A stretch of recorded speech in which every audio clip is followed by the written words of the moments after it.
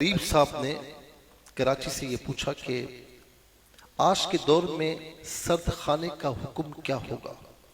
کیا میت سرد خانے میں رکھوانی چاہیے یا نہیں؟ دیکھیں، اس پر کئی مرتبہ وقتاً فوقتاً بات ہو چکی ہے۔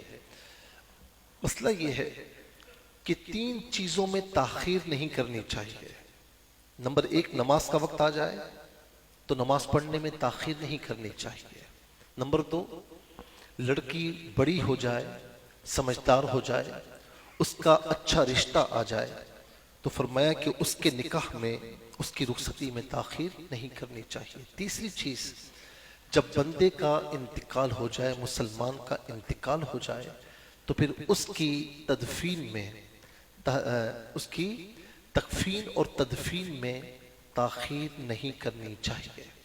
تو اب مسئلہ یہ ہے کہ جب کسی کا انتقال ہو جائے اور اس کے کوئی قریبی عزیز اگر باہر ہے، بیٹا ہے یا باپ باہر ہے، بیٹے کا انتقال ہو گیا اور اس طرح تدفین کے مراحل ہیں، تو دل بڑا کر لے اور ان کو پیغام پہنچوائے، انہیں بتائے کہ میری وجہ سے تاخیر نہ کی جائے اور شریعت مطہرہ پر عمل کرتے ہوئے اس کی فوراً تدفین کی جائے، تکفین اور تدفین کی جائے، دل بڑا کر لے۔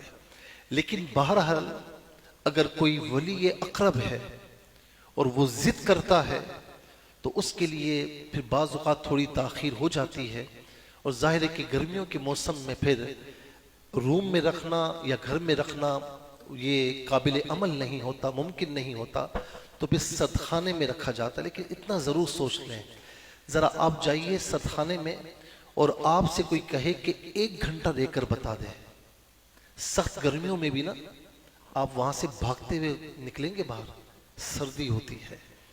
نبی صلی اللہ تعالیٰ علیہ وسلم کے جو فرامین ہیں نا، اور فقہاء کرام نے فرمایا جب میت کے غسل کے لیے پانی گرم کرو نا تو پھر اس سے چیک کرو، اگر تمہیں وہ پانی تکلیف پہنچا رہا ہے تو وہ پانی نہیں ہونا چاہیے، اتنا گرم ہو کہ میت کو تکلیف نہ پہنچے۔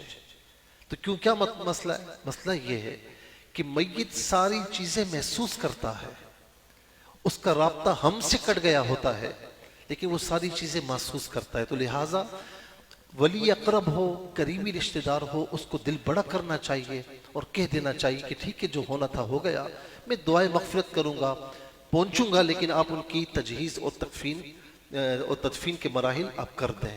لیکن اگر کوئی ولی اقرب ہے وہ کہتا ہے تو پھر بامر مجبوری رکھنا پڑتا ہے، لیکن رکھنے سے پہلے یہ سوچ لیں کہ جس چیز سے زندوں کو تکلیف ہوتی ہے اس چیز سے مردوں کو بھی تکلیف ہوتی ہے، تو یہ اچھا عمل نہیں ہے۔